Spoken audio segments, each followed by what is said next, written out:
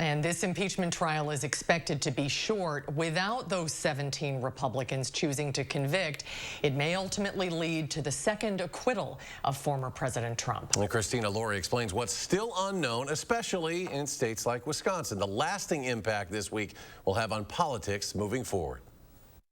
It's very likely that Senator Baldwin would vote to convict the president, and even more likely, I think, that Senator Johnson would vote to acquit the president. Like people in the state itself, Wisconsin senators are split when it comes to convicting or acquitting the former president. I think it's more of an example of the polarization rather than something that's going to make it worse. It's a sign of the times that could become a window into the future. If there's anything that could be a residual effect or a longer lasting effect in Wisconsin, it would be that if Senator Johnson seeks re-election, I can imagine his impeachment vote being used by the Democrat opposing him against him. Johnson's seat is up in 2022, and according to UW professor Mike Wagner, the attack ads already write themselves. I wouldn't at all be surprised to see an ad with video of, the attempted coup at the Capitol and then Senator Johnson voting to acquit the president. The same goes the other way. Republicans will likely use Johnson's vote to reinvigorate Trump's base,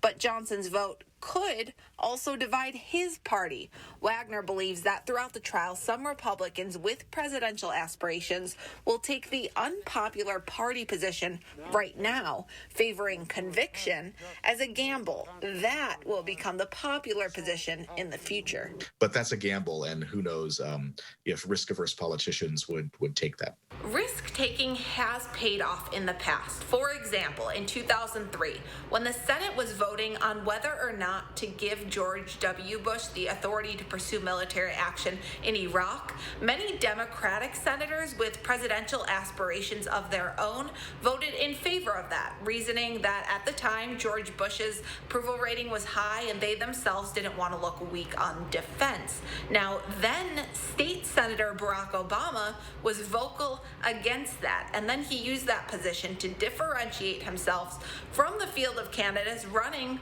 in 2008. He went on to win the party's nomination, and you know what happened from there. Reporting in Madison, for News 3 Now, I'm Christina Laurie.